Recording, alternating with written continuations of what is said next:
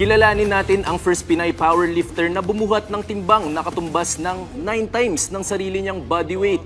At ang isa pang lifter na sumabak sa katatapos lang na 2024 Powerlifting World Open Championship sa Iceland. Para sa mga detalye, narito ang report ni teammate Paulo Salamatin. Nagpakitang gilas sina Filipino powerlifters Reggie Ramirez at Veronica Ompod na kapwa nakapagbulsa ng gold at silver medal sa ginanap ng men's 59 kg at women's 47 kg deadlift event ng 2024 International Powerlifting Federation World Open Equipped Championships sa Iceland. Maliban sa gintong medalya ni Ramirez at silver medal finish ni Ompod, malaking highlight din sana para sa kanilang dalawa ang tsansa na makapag-qualify para sa magaganap na World Games sa susunod na taon. Ngunit sa kasamaang palad, kinulang ang mga ito ng kinakailangang mga puntos upang makatungtong sa World Games.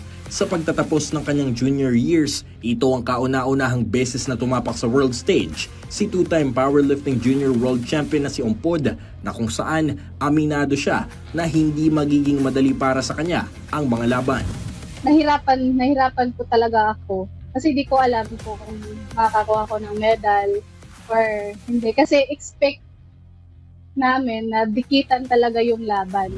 Ibinahagi rin ng handler ni Ompod at ang former president ng Powerlifting Association of the Philippines na si Eddie Torres ang achievement na nakuha ng isa sa kanyang alaga sa nasabing event, na kung saan bumuhat lang naman si Ompod ng 9 na beses na bigat kaysa sa kanyang timbang.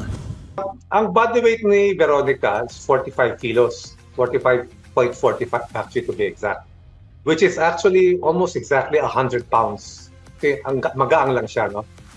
But at 45 kilos, ang nabuhat niya sa squat is 160 kilos, and sa deadlift 165 kilos. So she got 3.5 times body weight for each event, and then sa bench press nakakuha siya ng double body weight.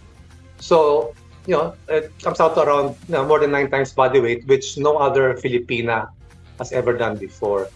So you can imagine, even sa lalaki, actually mahirap pag 9 times body weight. Sa ngayon, patuloy pa rin ang pag-ensayo ni Ramirez at Ompod kasama ang buong miyembro ng Powerlifting Association of the Philippines para sa mga nakalinyang kompetisyon na kanilang sasalihan sa hinaharap. Paulo Salamatin para sa Pambansang TV sa Bagong Pilipinas.